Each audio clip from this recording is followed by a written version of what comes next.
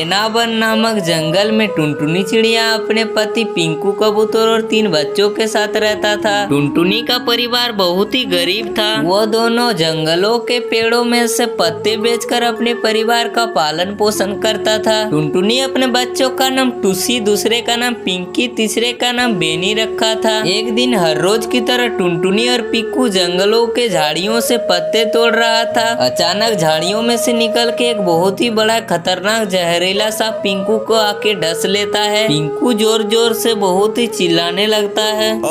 टुनटुनी, मेरे को सांप ने काट लिया, बहुत ही दर्द हो रहा है टुनटुनी, लगता है मैं अब नहीं बच पाऊंगा। और तड़प तड़प कर पिंकू अपना दम तोड़ देता है। नहीं पिंकू, तुम हमें ऐसे छोड़ के नहीं जा सकते। हमारे छोटे छोटे बच्चों घर पे इंतजार कर रहे हैं। बच्चों ने तुम्हारे बारे में पूछेंगे तो मैं क्या जवाब दूंगी कि तुम्हारे पापा अब हम लोगों को छोड़ के चले गए। और वो वहीं पर फूट फूट कर रोने लगते हैं। जंगल में काम कर रहे हो सभी पक्षी उसे समझाते हैं कि तुम्हारे छोटे छोटे बच्चे तुम्हारे घर पे इंतजार कर रहे हैं। तुम अपने आप को संभालो और घर पे जाओ, अपने बच्चे को देखरेख करो। अब तो तुम्हारे पति इस दुनिया में नहीं रहे, अब वो कभी नहीं आएगा। अब तुम्हें ही अपने बच्चों का परवरिश करना पड़ेगा।